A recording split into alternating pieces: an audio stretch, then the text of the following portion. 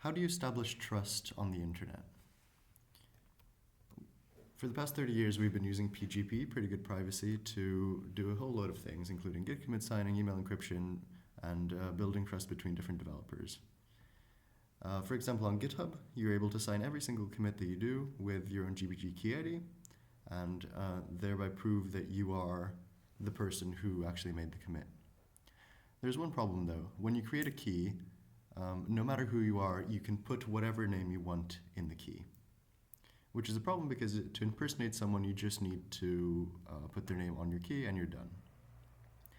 Now, the way this was traditionally fixed is using the Web of Trust, which is a system invented back in the 90s where people would meet up in real life and exchange passports and ID cards, verify who they are, and then sign each other's commits on sign each other's keys on the internet.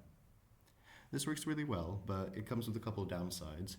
For example, you need to meet people in person. You don't really have any privacy for your ID because you have to hand it over to a stranger. And if you just create a whole load of keys using bots or automation and then just sign your own key with them, it'll appear as though you have a lot of signatures, but none of them come from any real people. To fix this, we created StakePGP, which lets you improve trust for your PGP key using a stake in the Ethereum blockchain. How this works, your Ethereum wallet will be linked using a smart contract to your PGP key identity. Your PGP key identity contains your name, your email, and some sort of other descriptive data. Using the smart contract, you're saying that you will stake some amount of Ethereum, some amount of money, to prove that you are who you claim to be. Now, the interesting part comes into play when someone challenges you to an ID check through the contract. So if someone challenges you, they pay a small fee, and then you have to develop a zero knowledge proof of your passport details using ZK Passport. This will contain only your full name and nothing else. The point of the challenge is that if you own the passport that belongs to the name that's on your PGP key, then you pass the check, and the fee that the challenger paid gets paid to you. However, in the second situation below, if you have claimed to be someone else or using a fake name, then obviously you won't have the passport that corresponds to the name, and you won't be able to pass the zero knowledge proof back to the challenger. In this case, since you don't have a proof, the money that you have staked in your identity gets all sent to the challenger and your stake gets removed. From now on, it's only worth trusting those people who have a real money stake in their identity. Let's see how this works in practice. So on our StakePGP website, we can connect our wallet, and this is, in the demo it'll be a burner wallet, but this will contain the money that you'll stake. In this case, we have 1 Ethereum. After this, I'll connect my existing PGP key, which has my name, my email address, and my nickname in brackets. Now, I'm able to, once I've connected my identity, I can stake it for money. So I'll go into the stake tab and I'll see here that I want to stake 0.1 Ethereum on my identity. I'll sign the stake contract. Transaction was sent, successfully staked.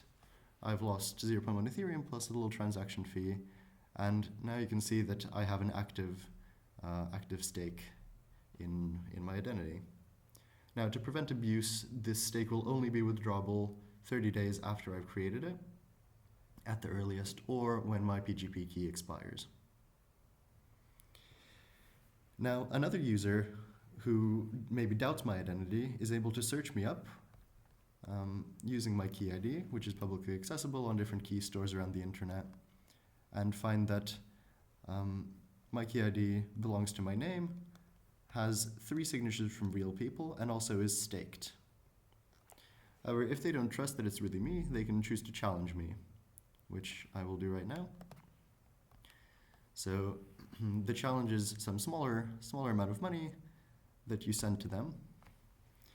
And now the person who you challenged is responsible for proving their identity.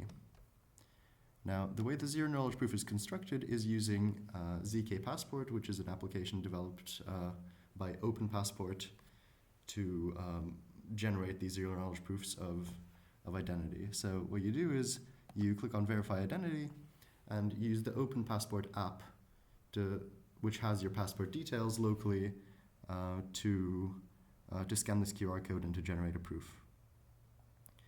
Now, the proof is being generated, and this will take a second. It's just